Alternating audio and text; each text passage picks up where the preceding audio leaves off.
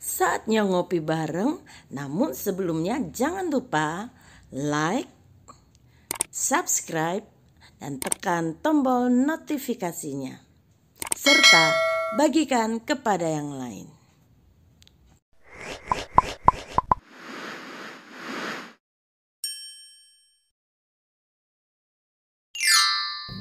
Shalom saudaraku, hari ini kita masih membahas tentang quality time bersama keluarga.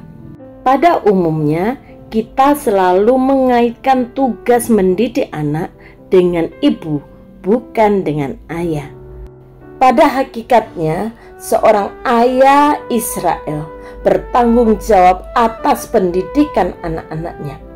Tetapi para ibu juga memainkan peranan yang amat penting, terutama sampai seorang anak mencapai usia 5 tahun.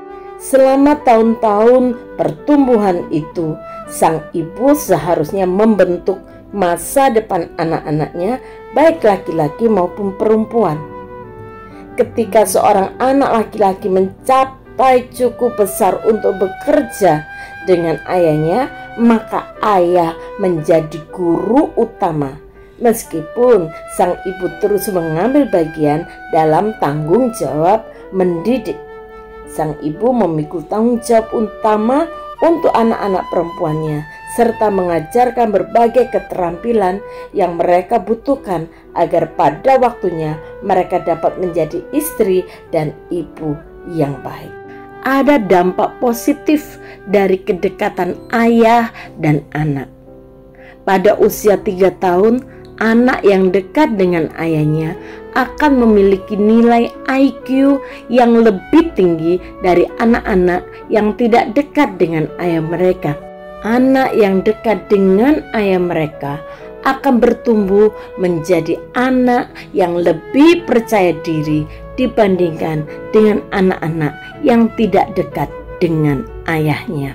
Namun sayangnya, tidak sedikit ayah di dunia ini yang mengabaikan kedekatan dengan anak-anaknya karena terlalu sibuk dengan urusannya sendiri, sehingga tanpa disadarinya dia telah menyakiti hati anak-anak. Anak-anak merasa tertolak dan tidak memiliki kedekatan dengan ayahnya. Efesus 6 ayat 4. Dan kamu bapak-bapak, janganlah bangkitkan amarah di dalam hati anak-anakmu, tetapi didiklah mereka di dalam ajaran dan nasihat Tuhan. Kolose 3 ayat yang ke-21. Hai bapak-bapak, janganlah sakiti hati anakmu supaya jangan tawar hatinya. Berikut ini adalah kesaksian dari seorang ayah yang berusaha menjalin kedekatan dengan anak dan berusaha memiliki quality time bersama dengan anak-anak. Itu tuh sama anak-anak artinya. Kadang artinya gini, pertemuannya itu memang ini, tapi setiap ketemu kita menjaga kualitas ya, artinya karena kuantitas kita kan artinya apalagi Edo kan, dia kan memang super sibuk. Jadi kita waktu ketemu itu kualitas, artinya bagaimana kita merasa diperhatikan dan kita memperhatikan dia. Orang bapak ibu itu kan sepele, anak-anak itu kan gitu aja, ya itu tadi mungkin dielus-elus kepalanya walaupun ibu itu taruhlah dia bos di kantornya, dia ini, tapi kalau misalnya ketemu aku tak anggap kamu itu nggak apa-apa, kamu itu anakku. Anak, kayak gitu. Terus waktu dia nikah adalah aku buat oret-oretan, dan waktu itu dibacakan sama sama pembawa acara, banyak orang yang tertegun, bahkan nangis. Iya. Dan lucunya pas mereka mau punya acara tuh, Pak Rahmat, aku tolong dibuatkan tulisan yang macam waktu Pak Rahmat tak cari nanti mungkin gini, itu tadi sepele tapi berkesan gitu. Dan orang ingin meniru gitu. Dan itu anak ya, makanya kita itu mungkin merasa karena anak wis besar, anak kita anggap remeh itu. Padahal enggak, anak itu walaupun udah besar artinya ya butuh perhatian Betul, kita. betul. Butuh perhatian kita tuh nggak berupa materi. Iya. Sekali lagi nggak berupa materi, tapi mungkin berupa ucapan Perhatian, ya, mungkin kayak gitu sih kalau. Ada sebuah cerita yang mengharukan tentang seorang anak laki-laki yang merindukan kebersamaan dengan ayahnya. Pada suatu hari, seorang ayah pulang dari bekerja larut malam. Hari itu adalah hari yang sangat melelahkan baginya. Sesampainya di rumah, ia mendapati anak laki-lakinya yang berusia 5 tahun sudah menunggunya di depan pintu rumah. "Ayah, boleh aku bertanya?" "Iya, boleh. Ada apa?" jawab sang ayah. "Ayah, berapa gaji ayah dalam 1 jam?" "Bukan urusanmu. Kenapa kamu menanyakan hal itu?" jawab ayahnya dengan nada tinggi. "Aku cuma ingin tahu, ayah. Tolonglah ayah, beritahu aku berapa penghasilan ayah dalam sejam?" tanya si anak dengan memelas. "Baiklah, jika kamu memang ingin tahu, gaji ayahmu ini cuma 30.000 1 jam. Puas?" jawab si ayah dengan ketus. "Oh." Kemudian dia bertanya kembali, "Ayah, boleh nggak aku minta uang 15.000? tanya si anak dengan ragu-ragu. Begitu mendengar pertanyaan terakhir anaknya, kekesalan sang ayah langsung memuncak.